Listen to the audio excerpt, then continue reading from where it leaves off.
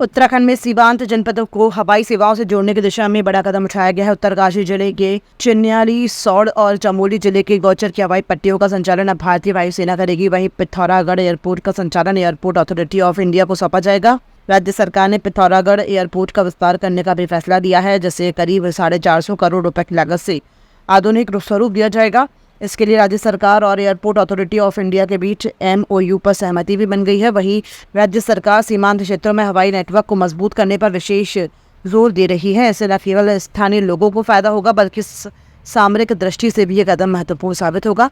इसी क्रम में गुंजी से आदि कैलाश क्षेत्र में भी 1 किलोमीटर लंबी हवाई पट्टी बनाने की तैयारी चल रही है, जिसमें वायुसेना तकनीकी सहयोग देगी। जहाँ पंतनगर, देहरादून दोनों ही हवाई अड्डे हम अंतर्राष्ट्रीय स्तर का बनाने की ओर तेज़ी से बढ़ रहे हैं, वहीं हमारा चिन्याली, सौड़ की और गौचर की हवाई पट्टी है, ये भी हमारे काम में है, क्योंकि बहुत सामरिक महत्व का भी स्थान है। हमारी 4 धाम यात्रा की दृष्टि से भी बहुत महत्वपूर्ण स्थान है। तो उस दृष्टि से उसको हम सेना के लोग डेवलप करेंगे तो निश्चित रूप से उसका लाभ राज्य के लोगों को भी मिलेगा। राज्य में हेली सेवा में संचालित हेलीकॉप्टर की सुरक्षित उड़ान के लिए मानक प्रचलन SOP का खाका तैयार कर लिया गया है। साथ ही जल्द ही ये गृह सचिव की अध्यक्षता में गठित समिति SOP के लिए अपनी रिपोर्ट सरकार को सौंपेगी। आपको बता दें कि 4 धाम यात्रा में हेलीकॉप्टर हादसे रोकने के लिए मुख्यमंत्री धामी ने हेली सेवा संचालन के लिए SOP बनाने के लिए उच्च स्तरीय समिति गठित की थी। इस विषय पर बात करते हुए यूकड़ा के ACO संजय सिंह टोलिया ने कहा कि 15 सितंबर से सहस्त्रधारा से हमारी 2 धामों के लिए बद्रीनाथ केदारनाथ सेटल सर्विस शुरू होने जा रही है। इसके लिए हमारे विभाग ने DGCA विभाग को SOP भेज दिए ताकि भविष्य में कोई घटना हो। इसको लेकर हेलीकॉप्टर से सीलोमीटर PT जेट कैमरे से लैस किया जाएगा। पिथौरागढ़ के लिए भी जल्दी सेवा शुरू कर दी जाएगी। चूँकि कुछ दिन पहले की जो बात है कि 2-4 एक्सीडेंट जो हमारे हुए थे, उसमें 2 तो खैर माइनर थे, बहुत ज़्यादा उनमें वो नहीं था, लेकिन 2 में कुछ लोगों का निधन भी हुआ था। उससे उस संबंध में हमारी केंद्रीय जो MOCA, ministry of civil aviation से, और उनके CM सर ने भी उनसे बात की थी, हमारे सेक्रेटरी सर ने भी बात की थी, यहाँ के उनके JS भी हमारे वहाँ हुए थे, तो कई बिंदुओं में इसमें बात हुई थी। और इसमें हमने बद्रीनाथ, केदारनाथ और सहस्त्रधारा के लिए जो एक SOP है, जिसमें काफ़ी चीज़ें रहती हैं, उसको हमने DGCA को भेज दिया। जनपद बागेश्वर नगर पालिका के ज्वाला देवी वार्ड स्थित पूर्व प्रशासनिक अधिकारी DM ऑफिस बालम बिष्ट के घर पर लगे CCTV कैमरे में गुलदार की दस्तक कैद हुई। परिवारजनों और स्थानीय लोगों में हड़कंप मचा। इस तरह से गुलदार की चहलकदमी घर की सीढ़ियों गैलरी में देखी जा सकती है। अपने शिकार की तलाश में गुलदार की दस्तक, इसका वीडियो जो कि सोशल मीडिया में वायरल। वार्ड मेंबर नीमा जोशी और स्थानीय वार्डवासियों ने नगर पालिका प्रशासन से मांग की है कि आबादी के पास अंधेरे गलियों, रास्तों पर सोलर स्ट्रीट लाइट लगवाने की मांग की। वन विभाग से गुलदार ग्रस्त एरिया में वन कर्मियों द्वारा गश्त लगवाने और पिंजरा लगाकर इन गुलदारों को पकड़ने की भी मांग की गई है।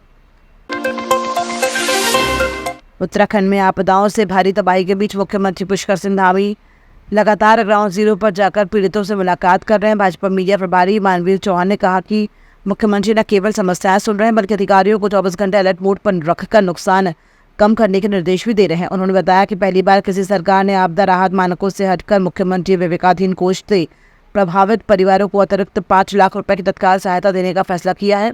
ये कदम पीड़ितों के प्रति मुख्यमंत्री की संवेदनशीलता और त्वरित राहत की प्रतिबद्धता को दर्शाता है।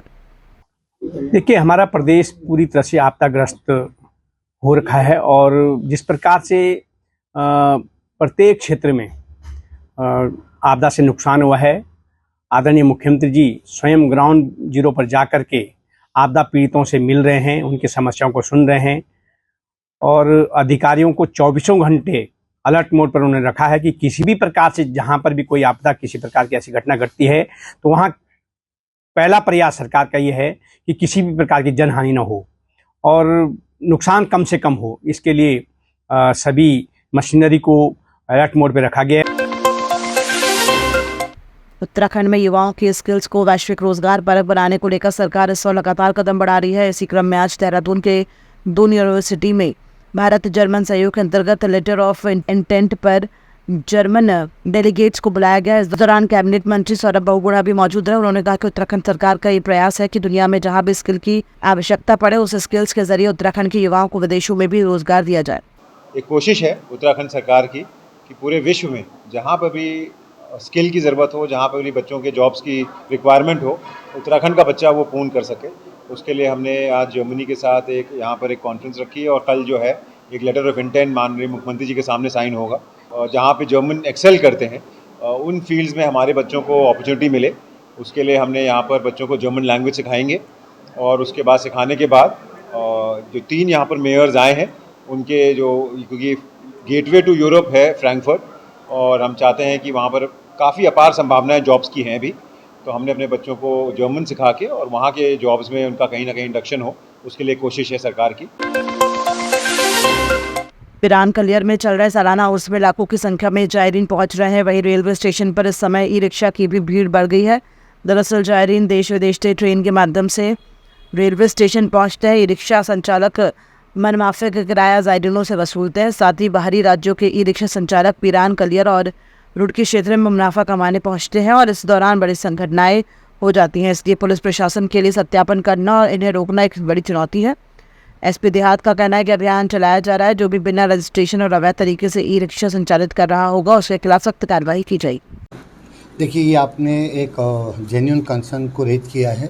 इसमें मैंने अपने टीआई को, लोकल थाने को बोला है कि जो भी नए ई रिक्शा या अचानक अभी बीच बढ़े हैं उनका प्रॉपर सत्यापन करेंगे, उनका रूट निर्धारित करेंगे। इस मामले में हमारे नगर निगम के जो अधिकारी हैं और जो ARTO है उनसे भी वार्ता चल रही है। अगले 1-2 दिन में हम इनका एक प्रॉपर एक प्लान डेवलप कर लेंगे।